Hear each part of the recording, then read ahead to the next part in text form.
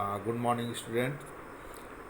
आज के इस लेक्चर में हम लोग अब स्टडी करेंगे समष्टि।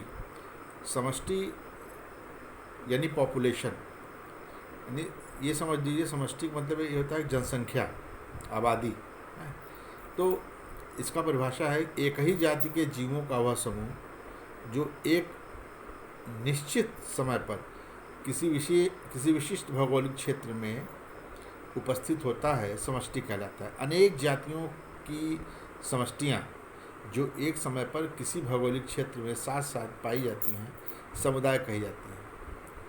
तो आगे समष्टि है कि एक ही जाति के जीवों का वह समूह जो एक निश्चित समय पर किसी विशिष्ट भौगोलिक क्षेत्र में रहे, उसे समष्टि कहते हैं। और अनेक जातियों की समष्टियाँ जब मिल जाती हैं तब उसको समुदाय कहते हैं। इसके यानी किसी भी ऑर्गेनाइजेशन या संगठन के 3 स्तर होते हैं: व्यष्टि, समष्टि और समुदाय। इंडिविजुअल, पॉपुलेशन और कम्युनिटी। व्यष्टि इंडिविजुअल, अकेला एक व्यक्तियों से समष्टि बनेगा, और कई समष्टियों से क्या बनेगा? समुदाय बनेगा। समष्टि के 5 लक्षण होते हैं: समष्टि के आकार या घनत्व, परिक्षेपण, इसको हम वितरण पैटर्न के नाम से भी जानते हैं, डिस्पर्शन, आयु संरचना, आयु वितरण, age structure and age distribution, जन्म दर, नैटेलिटी, इसको बर्थ रेट के नाम से भी जानेंगे, और मृत्यु दर, डेथ रेट। ये 5 इनके लक्षण होते हैं। अब 5 लक्षणों के बारे में एक 1 बाय 1 इसका स्टडी है, और नोट्स भी है इसका। आप लोग इस नोट्स को नोट करिएगा। एकदम छना हुआ बढ़िया नोट्स है, इसको आप लोग स्टडी करिएगा और अपने नोट्स में इसको शामिल करिएगा। समष्टि का आकार या घनत्व। समष्टि का घनत्व किसी आवास के इकाई क्षेत्र अथवा इकाई आयतन में जाति विशेष के सदस्यों की संख्या होती है। समष्टि का घनत्व किसी जाति के वंशानुगत गुण नहीं है, लेकिन यह बाह्य कारकों द्वारा निर्धारित होता है। तो ये समष्टि का आकार या घनत्व के बारे में था। जैसे उदाहरण इसमें है कि मृदा के प्रकार, यानी मिट्टी है तो उसका किस तरह का प्रकार कैसा होगा मिट्टी का, और उसकी आवास की प्रकृति, जल की प्राप्यता, वहाँ जल किस तरह से व्यवस्था है वहाँ का, है जल की नहीं है, कम है, ज़्यादा है। इसके आधार पर जीवों का वितरण भी भिन्न भिन्न होता है। आबादी घनत्व यानी समष्टि का घनत्व या आबादी घनत्व, ये 2 तरह का होता है। पहला अशोधित घनत्व, दूसरा है विशिष्ट या पारिस्थितिकी घनत्व। अशोधित घनत्व क्या है? यह घनत्व कुल क्षेत्र की प्रति इकाई का होता है। और पारिस्थितिकी घनत्व, जिसको हम इकोलॉजिकल डेंसिटी के नाम से भी जानते हैं, यह घनत्व किसी आवासीय स्थान के प्रति इकाई में होता है। समष्टि के आकार पर 4 प्रमुख कारक, समष्टि के आकार पर 4 प्रमुख कारक या कारकों का प्रभाव पड़ता है। कौन कौन से? पहला जन्म दर, मृत्यु दर, आप्रवासन और उत्प्रवासन। इसी को हम इन चारों कारकों को हम प्राथमिक मानदंड जनसंख्या या प्राथमिक मानदंड समष्टि, प्राइमरी पैरामीटर पॉपुलेशन, यानी इसको शार्ट में बोलें तो PPP के नाम से हम जानते हैं। एक्चुअली इसमें होता क्या है, देखिए ये डेंसिटी है, ध्यान से, ये डेंसिटी है डी डेंसिटी है, पॉपुलेशन डेंसिटी या समष्टि की घनत्व को हम n से प्रदर्शित करते हैं। एक तरफ नैटेलिटी यानी जन्म दर है, एक तरफ है मोर्टेलिटी, मृत्यु दर है, और ऊपर की तरफ क्या है? इमिग्रेशन। इमिग्रेशन मतलब हिंदी में बताया हमने आप्रवासन, और नीचे इमिग्रेशन। प्रोनाउंसिएशन एक सा है लेकिन स्पेलिंग इसमें IMM है, इसमें EMI है। इमिटेशन ये है उत्प्रवासन। तो अगर जन्म दर बढ़ता है और बाहर से प्रवासी आके इसी जनसंख्या घनत्व में मिलते हैं, तब तो जनसंख्या घनत्व, इसका समष्टि का जनसंख्या घनत्व, इसकी डेंसिटी बढ़ेगी। है। देखो इसको हम प्लस से डिनोट किया गया है इन दोनों को। और अगर मृत्यु दर बढ़ता है और वहाँ पर रहने वाले समष्टि वहाँ से निकलते हैं बाहर की ओर, तो ऐसी सूरत में यानी इमिग्रेशन होता है, तो ऐसी सूरत में वहाँ पर जनसंख्या की कमी होगी और समष्टि का घनत्व घटेगा। तो इसको देखिए माइनस से इंडिकेट किया गया है यहाँ पर। इसको मैथमेटिकली अगर देखा जाए तो अगर n समष्टि घनत्व हो, मृत्यु दर d हो, जन्म दर b हो, नेटलिटी, और अप्रवासन i हो, इमिग्रेशन उत्प्रवासन e हो, तब अगर t सेकेंड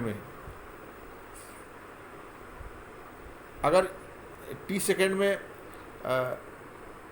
इसका जो भी वैल्यू रहेगा, अगर वो बढ़ करके t+1 सेकेंड में इसकी वैल्यू जो होगी वो होगा n plus in bracket b+i minus d+e, यानी जन्म दर और अप्रवासन, जन्म दर धन अप्रवासन माइनस मृत्यु दर धन उत्प्रवासन। ये इससे t+1 सेकेंड में बढ़ी में जो उसकी डेंसिटी होगी पॉपुलेशन की वो आएगी। अब दूसरा है परिक्षेपण। परिक्षेपण में क्या है, यह समष्टि के सदस्यों का एक दूसरे के साथ स्थान संबंधी पद्धति है। ये भी 3 प्रकार का होता है। पहला है नियमित परिक्षेपण। नियमित परिक्षेपण इसको हम रेगुलर डिस्पर्सन के नाम से जानते हैं। इसमें सभी सदस्य एक दूसरे से समान दूरी पर होते हैं। जैसे फसल है, खेत में जो फसल है, लेकिन ये कृत्रिम है, ये प्राकृतिक नहीं है नियमित परिक्षेपण, क्योंकि ये मनुष्य के द्वारा लगाया गया हुआ होता है, तो ये कृत्रिम है। दूसरा है अनियमित परिक्षेपण। ठीक, अनियमित परिक्षेपण में क्या है, यहाँ पर इसमें एक सदस्य की स्थिति अपने समीप के सदस्य की स्थिति से नियमित संबंध नहीं होता है, यह भी प्रकृति में कम पाया जाता है। तीसरा है गुच्छन परिक्षेपण, क्लम्प्ड डिस्पर्शन। यह प्रकृति में अधिक देखने को मिलता है। इसमें सदस्य छोटे छोटे समूह के रूप में होते हैं। अब आपका आता है तीसरा, आयु संरचना या आयु वितरण, age structure and age distribution.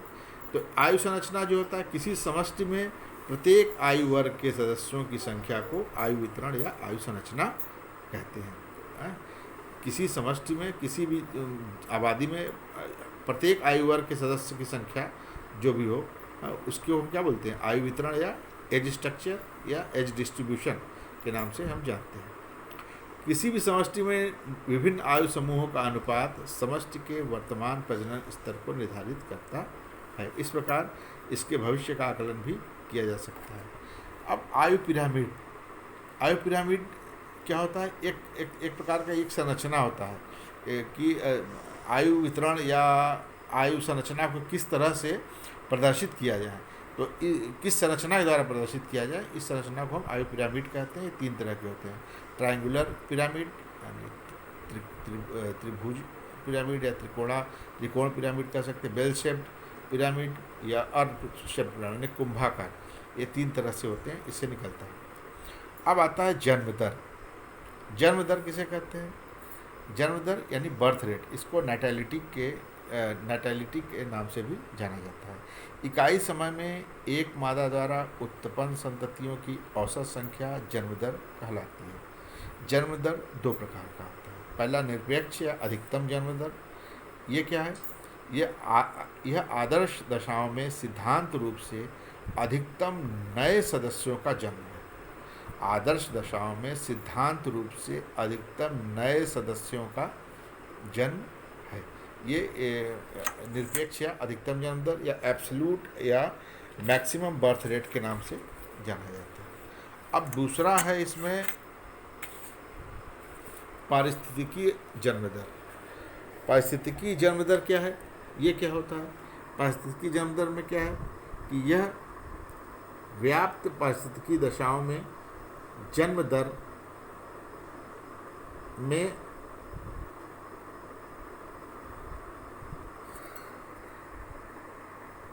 होने वाली वृद्धि है।